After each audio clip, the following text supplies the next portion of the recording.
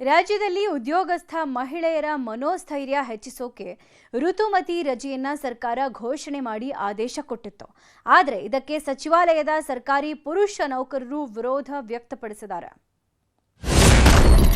ಮಹಿಳೆಯರ ಋತುಚಕ್ರ ರಜೆಗೆ ವಿರೋಧ ಸಿಡಿದೆದ್ದ ಸಚಿವಾಲಯದ ಪುರುಷ ನೌಕರರು.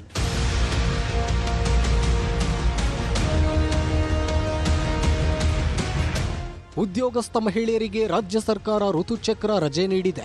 ರಜೆ ಸಮಯದಲ್ಲಿ ಮಹಿಳೆಯರಿಗೆ ವಿಶ್ರಾಂತಿ ಬೇಕಿರುತ್ತೆ ಅಂತ ಮಹತ್ವದ ಆದೇಶವನ್ನು ಹೊರಡಿಸಿತ್ತು. ಇದೀಗ ಇದರ ವಿರುದ್ಧ ಸಚಿವಾಲಯದ ರಾಜ್ಯ ಶಿಷ್ಟಾಚಾರ ವಿಭಾಗದ ನೌಕರರು ಸಿಡಿದೆದ್ದಿದ್ದಾರೆ.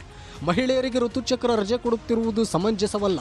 ಹೀಗೆ ಮಾಡೋದ್ರಿಂದ ತಮ್ಮ ಮೇಲೆ ಹೆಚ್ಚಿನ ಕೆಲಸದ ಒತ್ತಡ ಬೀರುತ್ತೆ ಅಂತ ಸರ್ಕಾರದ ಆರ್ಥಿಕ ಇಲಾಖೆ ಪ್ರಧಾನ ಕಾರ್ಯದರ್ಶಿಗೆ ಪತ್ರ ಬರೆದು ಸಚಿವಾಲಯದ ಪುರುಷ ನೌಕರರು ಅಸಮಾಧಾನ ಹೊರಹಾಕಿದ್ದಾರೆ.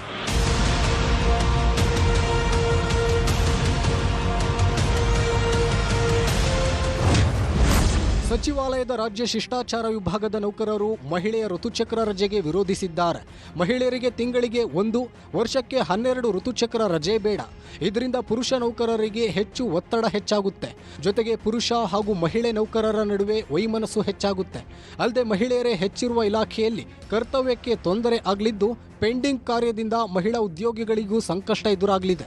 ಸಮರ್ಪಕ ಅಧ್ಯಯನ ಮಾಡದೆ ವರ್ಷಕ್ಕೆ 12 ಋತುಚಕ್ರ ನೀಡುವುದು ಸರಿಯಲ್ಲ. ಈಗಿರುವ ನೌಕರರ ರಜೆ ಬಳಸಿಕೊಳ್ಬೇಕು. ಹೀಗಾಗಿ ಋತುಚಕ್ರ ರಜೆ ಆದೇಶ ಪುನರ್ ಪರಿಶೀಲಿಸಿ ಅಂತ ಪತ್ರ ಬರೆಯಲಾಗಿದೆ.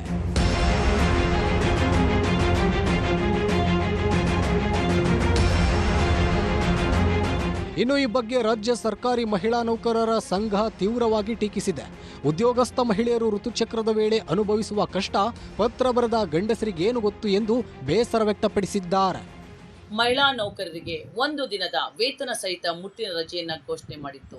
ಇದು ನಿಜಕ್ಕೂ ಕೂಡ ಒಂದು ಪ್ರಶಂಸನೆ ಪಡಬೇಕಾದಂತಹ ಒಂದು ಸರ್ಕಾರದ ಕ್ರಮ. ಆದರೆ ಇತ್ತೀಚೆಗೆ ಕೆಲವು ಪುರುಷ ನೌಕರರು ಇದನ್ನು ವಿರೋಧ ಮಾಡ್ತಾ ಇರೋದು ನಿಜಕ್ಕೂ ಕೂಡ ವಿಪರ್ಯಾಸ. ಯಾಕೆ ಅಂತಂದರೆ ಅವ್ರಿಗೂ ಕೂಡ ಅವ್ರ ಮನೆಗಳಲ್ಲಿ ಹೆಣ್ಮಕ್ಳು ಇರ್ತಾರೆ. ಆ ಹೆಣ್ಮಕ್ಳುಗಳು ಆ ಮುಟ್ಟಿನ ಸಂದರ್ಭದಲ್ಲಿ ಯಾವ ರೀತಿಯ ಒಂದು ನೋವನ್ನು ಯಾತನೆಯನ್ನು ಅನುಭವಿಸ್ತಾರೆ ಅಂತ ಸ್ವತಃ ಅವರಿಗೆ ಅದರ ಅರಿವಿರ್ತದೆ. ಆದರೂ ಕೂಡ ಅದು ಬೇರೆ ಹೆಣ್ಮಕ್ಳಿಗೆ ಅವರು ರಜೆಯನ್ನು ಕೊಟ್ಟಂತ ಸಂದರ್ಭದಲ್ಲಿ ಅದನ್ನ ವಿರೋಧವನ್ನ ಮಾಡ್ತಾರೆ ಅಂತ ಹೇಳಿದ್ರೆ ಅವರ ಮನಸ್ಥಿತಿ ಯಾವ ರೀತಿ ಇದೆ ಅನ್ನೋದನ್ನ ನಾವು ಅರ್ಥ ಮಾಡ್ಕೊಳ್ಬೇಕಾಗಿದೆ. ಒಟ್ನಲ್ಲಿ ಮಹಿಳೆಯರ ಋತುಚಕ್ರ ರಜೆ ಸರ್ಕಾರಿ ವಲಯದಲ್ಲಿ ಚರ್ಚೆಗೆ ಗ್ರಾಸವಾಗಿದೆ. ನ್ಯೂಸ್ 18ನಲ್ಲಿ ವರದಿ ಪ್ರಕಟವಾಗುತ್ತಿದ್ದಂತೆ ಸಚಿವಾಲಯ ಸಿಬ್ಬಂದಿ ವಿರುದ್ಧ ಸರ್ಕಾರಿ ಮಹಿಳಾ ಸಂಘಟನೆ ವಿರೋಧ ವ್ಯಕ್ತಪಡಿಸಿವೆ. ಸರ್ಕಾರ ಯಾವ ನಿರ್ಧಾರ ಕೈಗೊಳ್ಳಲಿದೆ ಕಾದು ನೋಡಬೇಕು. ಶರಣು ಹಂಪಿ, ನ್ಯೂಸ್ 18.